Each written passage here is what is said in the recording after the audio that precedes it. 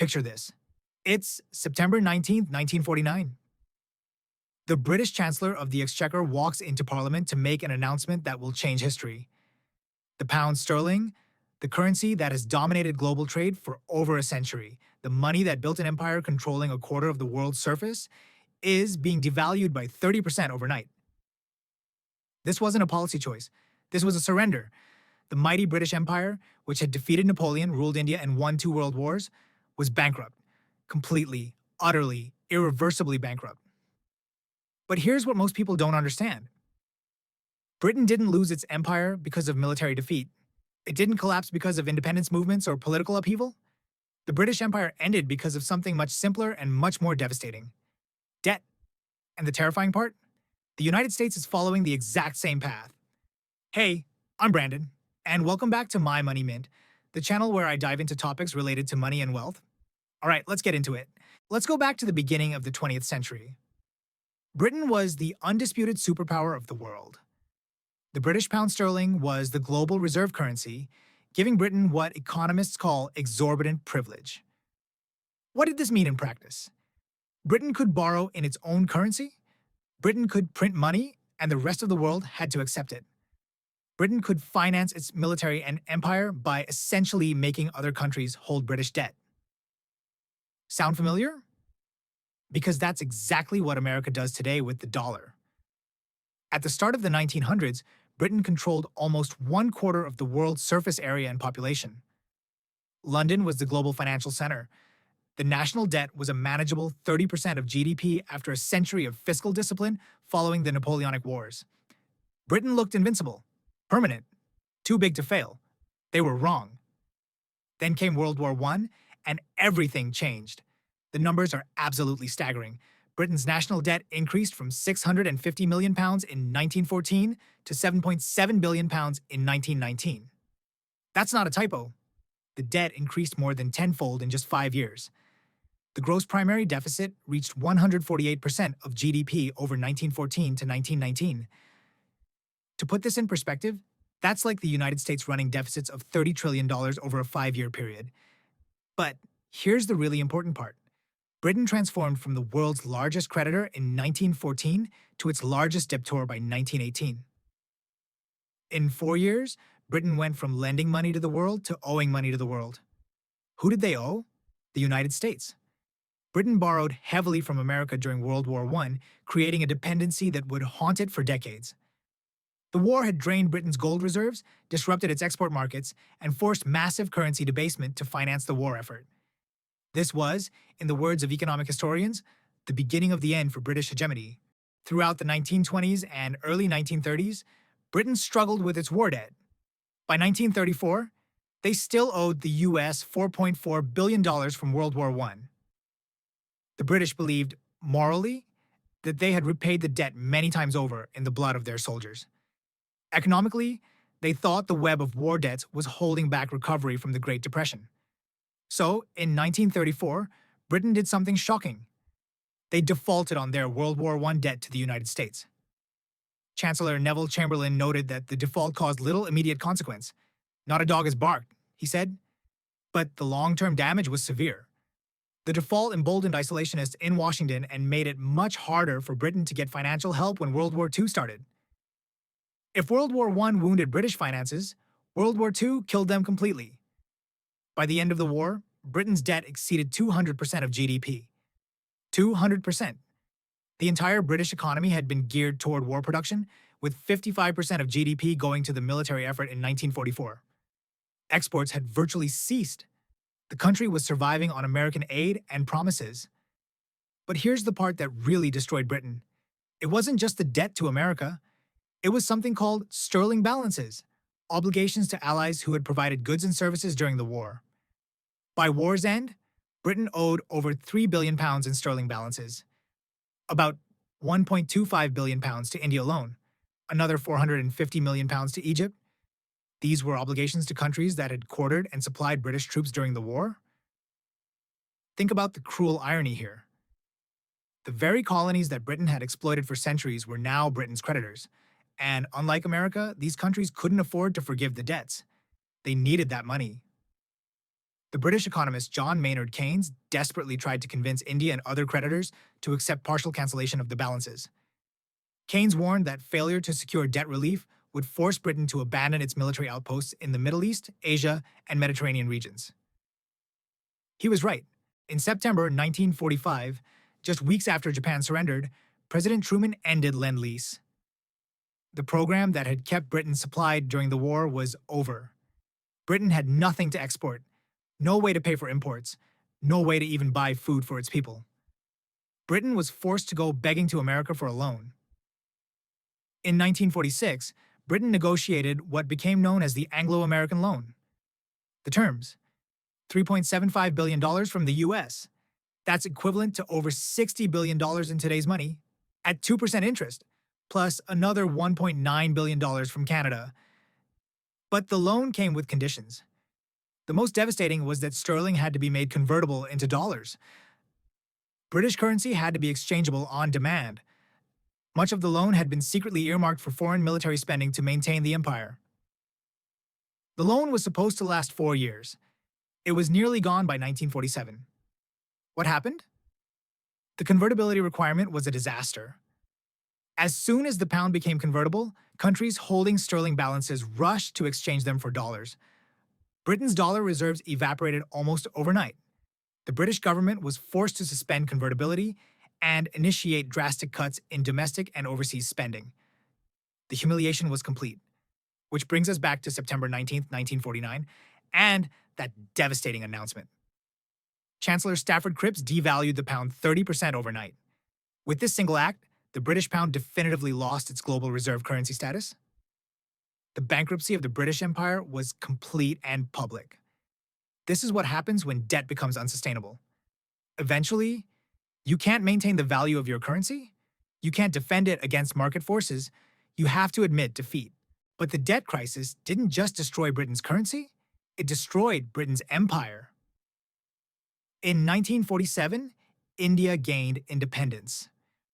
Not because Britain wanted to grant it, but because Britain could no longer afford to maintain control. The cost of administering and defending India exceeded Britain's financial capacity. In 1948, Britain withdrew from Palestine. Again, not by choice, but by financial necessity. Britain had to withdraw support from Greece and Turkey, calling upon the United States to take its place. This led to the Truman Doctrine, where America formally took over Britain's role as guarantor of global security. The pattern is clear. Britain didn't choose to end its empire. It was forced to by financial collapse. But the most humiliating moment came in 1956, with the Suez Crisis.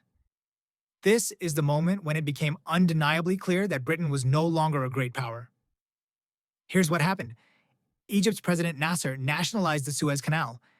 Britain, France, and Israel launched a military operation to retake it.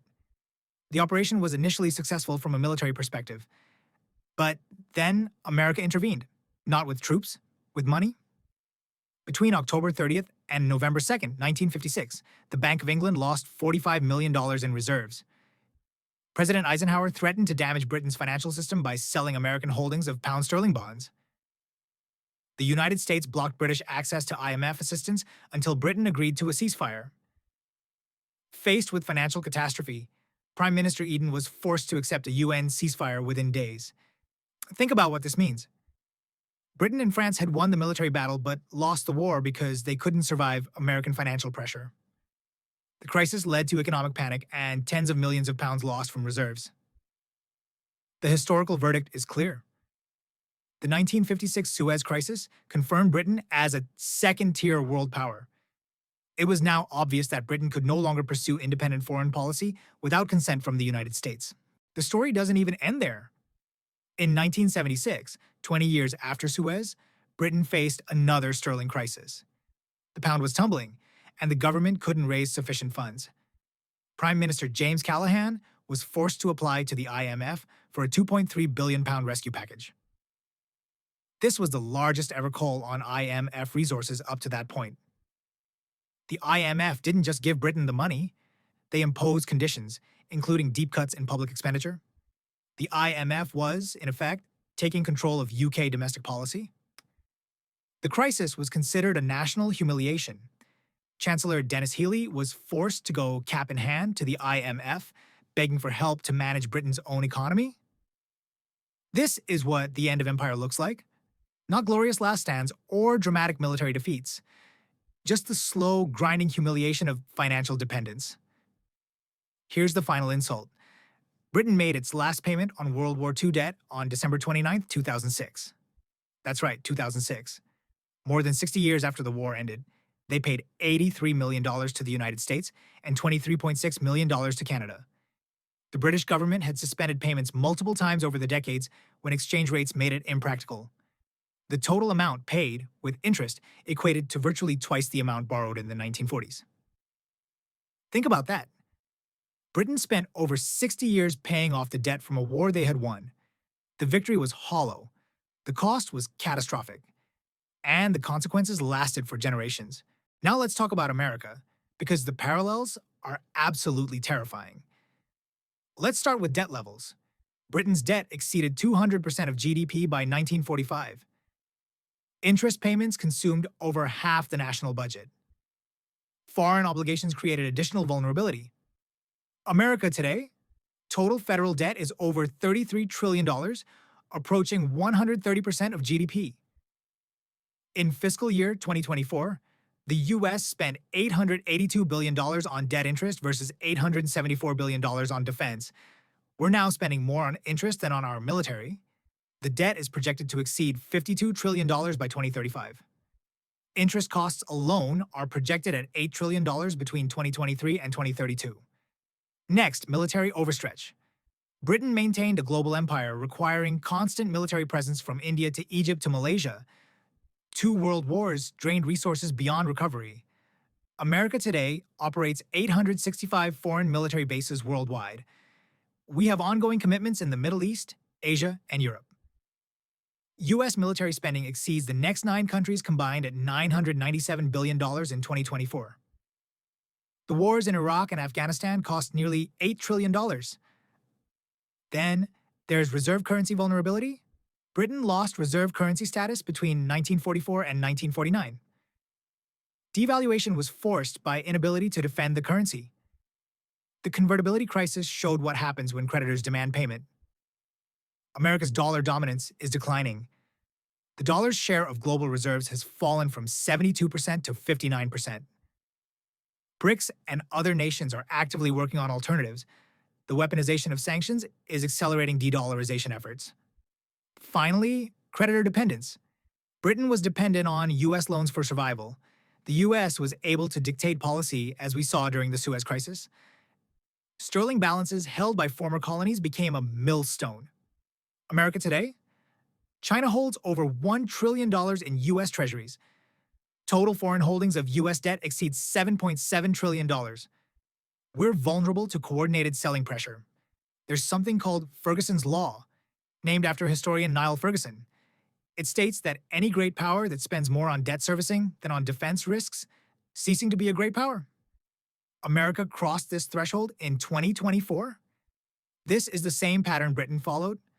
First, debt servicing exceeds defense spending. Then, you can't afford to maintain your military commitments. Then, you're forced to withdraw from global positions. Then, you lose your influence and independence. Now, to be fair, there are important differences between Britain's situation and America's. First, size of economy. The U.S. economy is far larger relative to global GDP than Britain ever was. America has greater capacity to absorb debt servicing costs and a more diversified economic base. Second, currency creation. The U.S. controls the world reserve currency for now. We can print dollars to service dollar-denominated debt. We don't face an immediate currency crisis like sterling faced. Third, no direct military threat. Britain faced existential threats from Germany in both world wars.